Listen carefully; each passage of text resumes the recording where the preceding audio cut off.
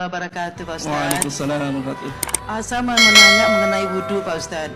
Dari kecil itu saya mendengar bolak-balik different pendapat gitu, Pak Ustaz. Setelah kita wudhu, ada yang mengatakan jangan dikeringkan airnya, dan ada yang bilang itu nanti memberi cahaya di kemudian hari. Jadi saya kadang-kadang kalau lagi musim dingin itu susah gitu loh, Pak Ustaz. Jadi mau meyakinkan yang mana jawaban yang benar gitu, Pak Ustaz. Terima kasih sebelumnya, Pak Ustaz. Dari wudhu itu, apakah kaitan dengan mengeringkan atau mendiamkan air wudhu supaya basah, khususnya dalam situasi seperti yang kita rasakan? Kita mulai dengan hadis riwayat Al-Bukhari. Terdapat dalam Sahih Al-Bukhari nomor hadis 136, diriwayatkan oleh sahabat Abu Hurairah radhiyallahu taala anhu. Haddatsana qala Rasulullah sallallahu alaihi wasallam, inna ummati yud'auna yaumal qiyamati ghurral muhajjalin min atharil wudhu. Sungguh, kata Nabi SAW, umatku itu akan dipanggil di hari kiamat dengan cahaya yang memancar dari bagian tubuhnya. Kelihatan. Ada yang mengibaratkan ghurral muhajjalin itu seperti kuda putih di tengah lautan kuda-kuda hitam. Seperti bersinar. Dari apa? Min atharil wudu. Ya, min atharil wudu. Ada terusan hadisnya, atau kama qala Rasulullah SAW, faman yastati an yutila ghurratahu falyaf'al. Siapa yang mampu memanjangkan. Nah, ini yang mungkin di sini yang dimaksudkan. Cahayanya itu silahkan lakukan. Baik, yang dimaksud cahaya wudhu di sini ulama berbeda-beda pendapat. Ada yang memahami secara tekstual. Wah, kalau wudhu kan pakai air, maka biarkan airnya saja, nggak usah diusap, nggak usah dikeringkan. Ini adalah bagian dari memanjangkan cahaya. Ya, ada yang kedua memahami bahwa lebihkan sedikit supaya cahayanya makin memanjang. Jadi kalau basuh tangan sampai siku, lebihkan dikit. Ada yang memahami sampai situ. Tapi dari pemahaman itu, kami cenderung pada yang ketiga, karena ini sesuai dengan makna dasarnya. Apa yang dimaksudkan? Cahaya yang dimaksudkan dari hasil wudhu, itu bukan melekat kepada benda air dan semacamnya. Bukan.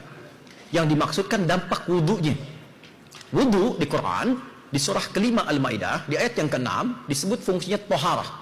Ma ja'alallahu. Ya, tidaklah Allah subhanahu wa ta'ala, yaj'ala alaikum min haraj, walakin liyutahhirakum. Allah tidak menghendaki kesulitan padamu saat berwudu, tapi tujuannya mentoharahkan engkau. Ada taharah, ada nadhafah, itu beda. Nadhafah membersihkan luar fisik. Ya. Taharah membersihkan luar dan dalam. Nah, rumusnya kata Nabi di hadis Muslim, ketika seseorang berwudu, maka bersamaan dengan jatuhnya air wudu itu, jatuh dia, maka jatuh pula kotoran-kotoran dan dosanya. Di kotoran fisiknya jatuh, dosanya hilang. Seperti tadi saya terangkan waktu siang. Maksudnya apa? Dia membasuh tangannya, dia minta ampun pada Allah dari dosa tangan yang melekat pada tangan itu. Mungkin sebelumnya dia menulis sesuatu yang tidak pantas dan seterusnya. Dia bertobat. Karena itu setelah wudhu dia baca doa tobat. Allahumma ja'alni minat tawwabina. Ya Allah, aku tobat. Karena itu saat tobat, dia mengakui ada yang salah di tangan, dia menyesali itu, dia berjanji tidak mengulangi. Nah, wudhu yang seperti itu bersih luarnya, jatuh airnya, jatuh kotorannya. Jadi tidak ada hubungan dengan dilap, dikeringkan atau tidak. Itu poinnya. Nah, bagaimana memanjangkannya? Maksudnya dampaknya. Setelah wudhu jadi baik dia. Ketika kebaikannya memanjang, lisannya jadi baik, pandangannya jadi baik, dipertahankan sampai wafat, panjangkan itu.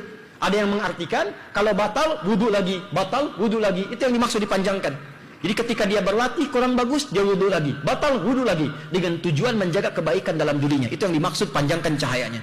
Jadi asalnya tidak ada kaitan dengan kering atau basah. Jadi tidak usah dipaksakan, karena din itu yusrun, bukan usrun. Agama memudahkan, bukan menyulitkan. Anda bayangkan, zaman Nabi saja ada yang dimarahi oleh Nabi. Seorang sahabat kurang ilmu berfatwa. Apa fatwanya?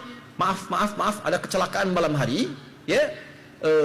Normal sebetulnya bukan kecelakaan, dia berhubungan suami istri, musim dingin mau mandi susah, kedinginan.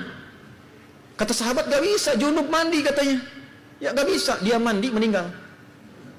Begitu meninggal, laporkan ke Nabi, Nabi marah. Kamu ini kalau kurang ilmu jangan berfatwa, kata Nabi. Tobat dia dan sebagainya, kan bisa tayamum. Akhirnya muncullah di situ kemudian ajaran tentang tayamum. Ya, diantaranya turun surah-surah Al-Quran seperti terusan tadi dari Quran surah kelima ayat yang ke-6. Jadi yang ingin saya maksudkan di sini, jangan sampai memaksakan sesuatu yang menjadikan mudarat dengan pemahaman yang mungkin baru sebagian didapatkan. Jadi kalau ibu sudah berwudu musim dingin dan kedinginan, lap aja sampai kering.